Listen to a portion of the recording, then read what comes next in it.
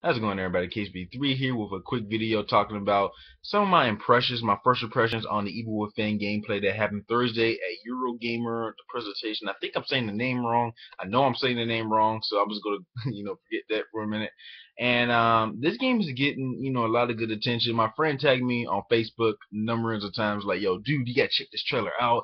Trailer looks amazing. Check out the gameplay." I've been busy last couple of days, and I did check out the gameplay and a lot of trailers about it. And the trailer is pretty sick till the end. I was scared to death because it was a big, dark creature with multiple arms. Scared me. So pretty much, I seen this gameplay video. I seen half of it Thursday. I seen the other half probably Saturday or Sunday, and it was amazing. It was pretty amazing. Now, pretty much the gameplay all start out, you're a detective and you got some comrades with you, and you're going to investigate, and you're going into a building. Now your one of your comrades, which is female, is staying outside the building to make sure nobody comes in while you and your other comrades inside the building. Now, as you as a detective, and you're with your comrade inside the building, you see the presence, you see the atmosphere of this game. You see dead bodies, you see blood on the ground, you see blood on the wall. You feel the atmosphere saying something's up here, and yeah, you get that little goosebumps a little bit. You don't really get them now, but you start to get them. You start to see the presence of what's going to happen. So one thing happens out of the other, and you as a detective are caught upside down in chains, surrounded by corpses. Now get that in your mindset. Now when you see that, you vision yourself as a detective. You pretty much get knocked out, and you're hanging up upside down with chains, and you're surrounded by corpses, and you got a big monster looking guy with a chainsaw chopping around the corpses around you. Probably put them in a locker, probably going to eat them, probably going to store them away for later, whatever. You're going to feel that, you will feel terrified. So the detective finds a way to get down, and pretty much I think he landed wrong um when he fell on the ground. I'm not really sure, but pretty much within this gameplay, he was limping around, and your main scenario was as the detective to get around go to the exit and get around this big giant monster with a chainsaw. Because right now you're hurt, you can't really attack him. This dude looks like he can take 6 4 rounds to the chest for for breakfast, so it's not really going to affect him. So the only way you can do that is either going around them and somehow avoid them. So pretty much it shows that, and it shows a scenario when you're actually running away from him. You go into a room, you go into a locker, and he knocks down the door trying to find you, very mad. And then the door right next to your locker you're hiding at, he goes through there, and then when he's close is clear, you go behind him.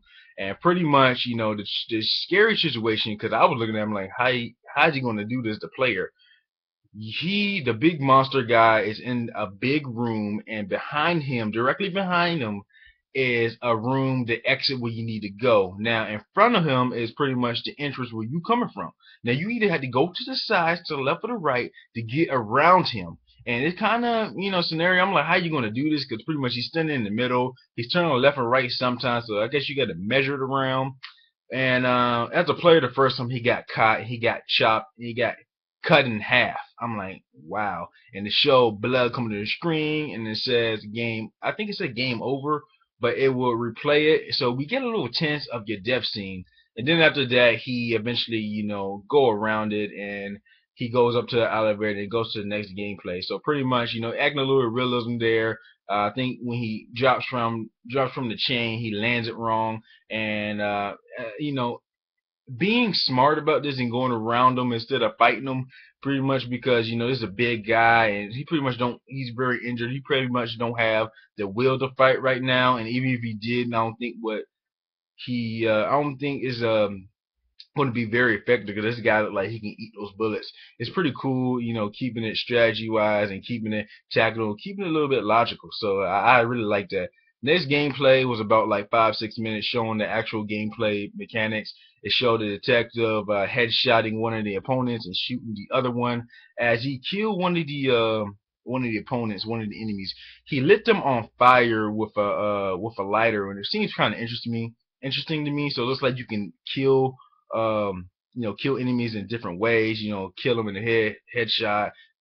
Throw throw a lighter on him, stuff like that. Of course, they accelerate and showed him, getting some ammo and some medicine, to heal him up. Something right here I really like when they added realism is when you get hurt in the arm or leg and stuff like that, it really shows. It shows in this when he was limping a little bit and you get a little bit of medicine on him, and when his health go up, he's not completely limping. He's like walking slowly, and then you get a little bit more health on him. He can actually run or walk normally. Really like that. Something else is you can pretty much set up bombs. It shows a scenario when he goes upstairs and these enemies are coming from the roof. You get the bombs, you set them by the windows. As they come in, they get blown up, blow up to the range. The sound is excellent for the bomb and the enemy. As the bomb blows up, you hear the enemy scream. The blood scuttles all over the wall and the floor. It's kind of crazy, but it gives you that little very intense feeling. So and finally, something that really caught my eye, something I was scared of in the trailer at the end, was this big dark creature with multiple arms or whatnot. It appeared at the end of the game, and pretty much it came out of nowhere. It looked like it came out of the body, and it came toward the detective. I'm like, whoa, what's going on? Detective got the gun and shot about 5 to 6 rounds at the thing, and it didn't stop, and it killed him. And it says game over. So pretty much it's either going to be a cutscene, him probably waking up, probably, or a cutscene of he gonna do something. I don't know. It seems amazing. I really want to see more gameplay of that because that thing scared me to death, especially when I seen it come out of a body out of nowhere. I'm like, wow. So pretty much those are my impressions of the Evil Within. I think the game looks very interesting. Game of the Year nominee, no doubt. Going back to the horror elements, not really that many horror elements this generation. You had Resident Evil 5 and 6, but they sort of going on to the action adventure type of scenario with the action scenes. And Dead Space, you can add that as well. There's a little bit, a couple others I'm probably going to be missing out, but not really that much in this generation. I hope this game is a foundation of more horror games coming in the present and coming in the near future. So pretty much those are my thoughts. Like, comment, subscribe. Let me know what you think about the Evil Within. You think the gameplay looks good? You think you're going to pick this game up? I really want to see more gameplay of it. We might get little tips and bits of gameplay towards the end of next year release.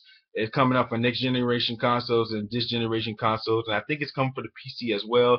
So those are my thoughts about it. I really love this game, and I want to see more. Thanks for watching, everybody, and as always, have a wonderful day.